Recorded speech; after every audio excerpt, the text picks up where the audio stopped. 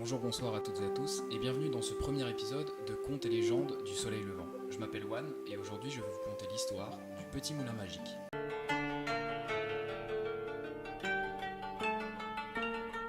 Il était une fois un jeune paysan qui n'avait plus rien à manger, plus le moindre grain de riz à se mettre sous la dent. Un jour, comme il s'en revenait chez lui, le ventre creux, il rencontra un vieil homme qui peinait sous le poids d'une lourde charge. « Attendez, je vais vous aider » dit-il au vieux. « Merci mon brave garçon » lui dit le vieil homme. « Tiens, prends ces deux beignets. Tu peux les manger tout de suite puisque tu as très faim, mais si tu as bon cœur, ce que je crois, porte-les donc aux nains à l'autre bout du village.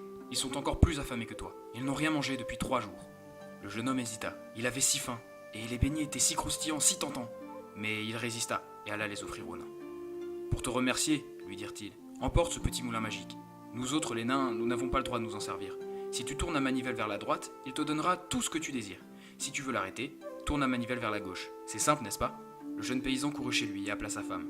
Il posa le moulin sur une natte, tourna la manivelle vers la droite et dit à haute voix « Petit moulin, donne-nous du riz !» Et la magie s'accomplit. Des centaines de grains de riz jaillirent du moulin. En quelques minutes, il y en avait un gros tas, au moins 50 kilos. Le paysan tourna alors la manivelle vers la gauche et le moulin s'arrêta.